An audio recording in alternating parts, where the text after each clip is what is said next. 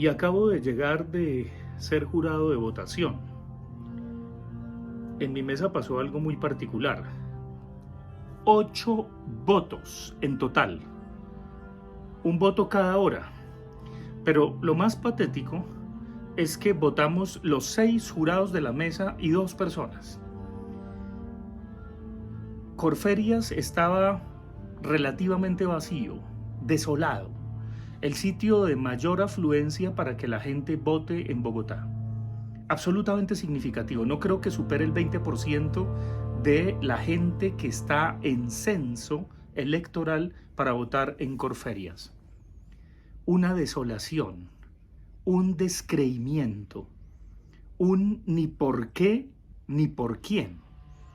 Eso fue lo primero que percibí a lo largo de la jornada.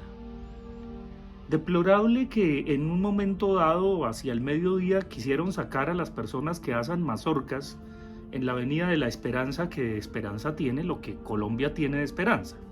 Bueno, luego por supuesto dejaron que vendieran sus productos. Pero esa desolación dice mucho, o mejor desdice, de lo que ha ocurrido con el gobierno nacional y con un enorme descontento y desencantamiento. Los resultados no solamente en el caso de Bogotá, sino de otras ciudades, las principales del país, muestran una aplastante derrota que evidentemente no es un plebiscito contra el presidente ni contra su gobierno, pero sí va a ser una enorme piedra en el zapato, una enorme talanquera, porque si no logra consensos, si no tiene el apoyo de las regiones y de las municipalidades, no solamente todo se recompone, sino que tampoco va a tener el apoyo del Congreso y el populismo se va al traste. Hay algo que sí hay que leer, no solamente en el abstencionismo, sino también en el perder Bogotá de manera tan humillante. ¿Por qué es humillante? No solamente Carlos Fernando Galán es el alcalde en primera vuelta, sino que en segundo lugar, según la tendencia hasta este momento, antes de las 6 de la tarde, Juan Daniel, pasa a Gustavo Bolívar. De tal manera que ahí no hay tutía que valga. Es muy importante que el pacto histórico se revise, que el gobierno del cambio reconozca que no está cambiando en gran cosa, reconozca que hay un desencantamiento generalizado y que no vengan ahora a no asumir responsabilidades y a echarle siempre la culpa al otro en un código o en un ambiente de posverdad, de complot, de los medios, de la ultraderecha, del fascismo. No, déjense de ridiculeces y asuman la derrota. La derrota hay que asumirla con coraje, con valentía, con gallardía, y cuando hay que cambiar, hay que cambiar. Es necesario una revisión fundamental de lo que está haciendo el gobierno progresista, porque si no van a lograr que en unos pocos años se monte una cabal extrema derecha en Colombia. ¿Quieren eso? ¿Es lo que van a posibilitar? Indudablemente esa misma pregunta va para los argentinos y por supuesto con la alianza Milei-Bullrich.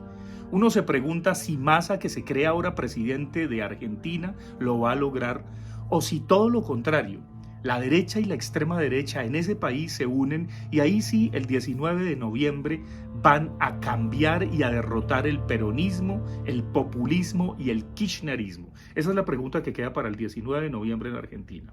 ¿A nosotros qué nos cabe esperar? Pues reconocer esa derrota y reconocer que probablemente la crónica del desastre anunciado se realizó. Las encuestas no se pifiaron. Las principales ciudades del país las perdieron. Y hay muchas razones que hay que evaluar. Y por supuesto, dar un giro real en donde el presidente sea el presidente de todos los colombianos.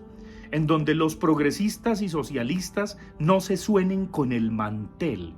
En donde las formas simbólicas se mantengan, en donde la diplomacia no sea de Carriel o de Veintijuliera, de plaza pública, en donde la diplomacia no se maneje por X, que ya no es Twitter, y que los trinos estén por lo menos bien redactados cuando se comunica algo a la opinión pública. No hay que olvidar que las oraciones tienen sujeto, verbo y predicado. Y hay que reconocerlo. Por supuesto, uno se pregunta, como en la época de la post-revolución francesa, si Robespierre reconocía sus errores o le echaba la culpa a los demás. Parece que, evidentemente, la culpa se la echan siempre a los demás. Y eso es lo más mediocre del mundo, culpabilizar al otro y no asumir los propios errores cuando se cometen. Es tiempo de que la agenda se recomponga y de que ese cambio y esa esperanza que se le vendió a la gente no sea simplemente populismo y ramplonería, y lo que es peor, que la izquierda le arranque, le arrebate esa posibilidad a las personas que creímos en ella y que creímos que el cambio era posible, y sobre todo que no vengan a hacer lo mismo de los mismos con las mismas y peor. He ahí lo que está sobre la mesa. Por supuesto, felicitaciones a el nuevo alcalde de Bogotá, ni más faltaba. Es una pela la que le dio a los otros dos candidatos, pero sobre todo a Gustavo Bolívar. Que vengan a decir que las razones que fue, que quedé, que lo que... No, hay que asumir la derrota. Ahí no hay nada que hacer. Y por supuesto confiar en que las negociaciones que se den a propósito del tema capital del metro de Bogotá sean las mejores para la ciudad, que al fin haya metro. Por supuesto, también hay que hacer un balance del desastroso gobierno de Claudia Nayib López Hernández, que ojalá esa señora nunca más vuelva a la política, que salga por la puerta trasera, y que evidentemente esta apenas suramericana en materia de movilidad, en materia de seguridad, en materia de cultura, en materia de urbanismo, trate de recuperar el rumbo perdido y sobre todo construir desde lo destruido, porque quedan escombros en esta ciudad. Era evidente que Fico ganaba en Medellín, que Char ganaba en Barranquilla, y por supuesto en las otras ciudades todo se cumplió como la crónica de un desastre anunciado. Sí, no es un plebiscito contra Petro, de acuerdo, pero el rumbo sí tiene que corregirse. Y si no se corrige y solo se le echa culpas a los demás y no se asumen las propias responsabilidades, pues eso desdice mucho de un líder que debe aglutinar al país entero. Esto puede poner en peligro la paz total. Esto puede poner en peligro las reformas que se supone eran las mejores y que se están volviendo una colcha de retazos. Y esto desdice muchísimo de esos congresistas que evidentemente son un hazmerreír de la izquierda y del progresismo más honesto que también existe en el mundo. Eso es una desgracia. En cuanto a las listas cerradas a consejo, pues da pena ajena votar por alguien cuya imagen, cuya fotografía ni siquiera aparece en el tarjetón, porque creyeron que por arte de magia uno le creía a los descreídos o a quienes ya empieza uno a descreer de ellos. No es que se salte del barco ni que se huya, ni más faltaba, los ideales se mantienen, pero hay que reconocer los errores garrafales, hay que reconocer las equivocaciones y hay que reconocer y conjurar la ramplonería y la soberbia, porque la soberbia y la ramplonería a lo único que conducen es a ese desastre anunciado.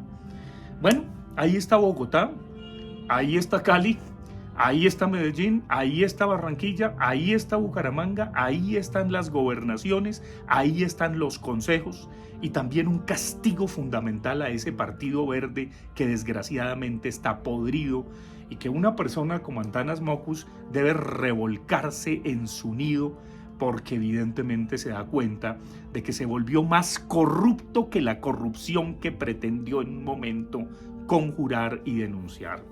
Los gamonales y los partidos tradicionales vuelven a tener el poder de siempre, siguen los mismos con las mismas, este país no cambia, continúa como desastre sin remedio y entre tanto los ciudadanos estamos cansados porque ya no creemos en cambios ni en esperanzas y a veces lo que decimos es, si me viene a ofrecer esperanza déjela ya en la caja de Pandora que quede amortajada en medio de todos los males.